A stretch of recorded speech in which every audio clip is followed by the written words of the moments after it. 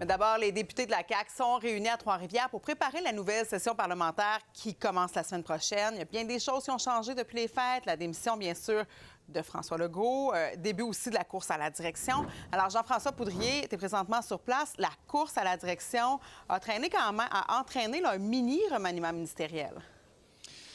Oui, parce que les gens qui se lancent dans la course à la direction de la CAQ ne peuvent pas demeurer ministres. Donc, on a dû remplacer Bernard Drinville, ministre de l'Environnement. C'est Benoît Charette, qui l'était ministre de l'Environnement il y a quelques mois, qui reprend donc ce ministère en plus de conserver les infrastructures. Et du côté de Christine Fréchette, tous ses mandats à l'économie, à l'énergie, bien, ça s'en va à Jean Boulet, qui lui aussi continue d'être ministre du Travail également. Donc, ce sera quand même pas mal de travail pour ces deux ministres-là au cours des prochaines semaines.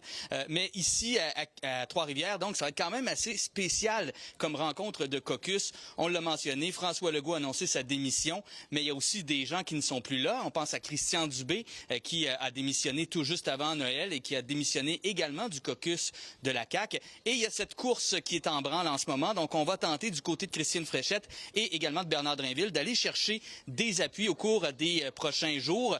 On peut dire que, bon, l'arrivée est tardive aujourd'hui, peut-être à cause de la neige. Il y a Bernard Drinville qui est arrivé il y a quelques minutes à peine. J'ai eu le temps rapidement de lui poser une question sur ses appuis, justement. On sait que Christine Fréchette en a déjà quand même pas mal et qu'elle avait déjà parlé au bureau du premier ministre avant la démission de François Legault. Mais Bernard Drinville croit que c'est possible d'aller chercher des députés, mais surtout la population.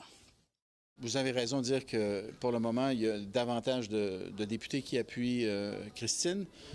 Maintenant, on continue de travailler. Il y a des nouveaux appuis qui vont se manifester, je vous l'assure. Je travaille pour aller chercher les appuis de mes collègues.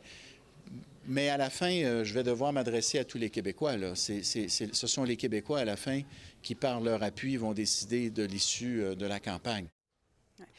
Et Jean-François, hier, c'est la fin du congrès du Parti québécois qui a retenu l'attention. Paul Saint-Pierre Plamondon qui a décidé de déjà finalement lancer la prochaine campagne référendaire avant même d'être élu.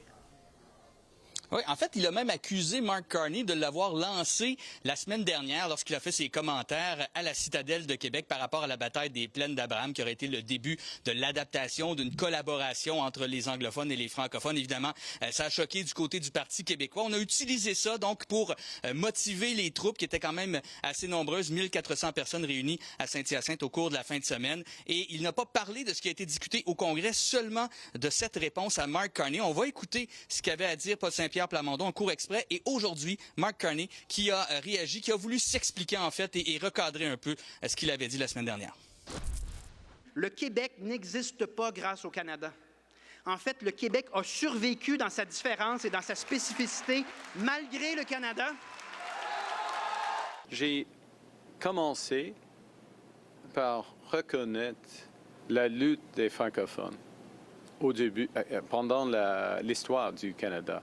Et j'ai mentionné, même souligné, les efforts de certains dans notre histoire de poursuivre une politique d'assimilation. Et on sait bien sûr, les candidats à la direction de la CAQ ont été questionnés là-dessus et les deux disent que c'est pas le temps d'avoir un référendum en ce moment. Donc, ce sera bien sûr à suivre. On risque d'en reparler quand même pas mal cette semaine. Merci Jean-François.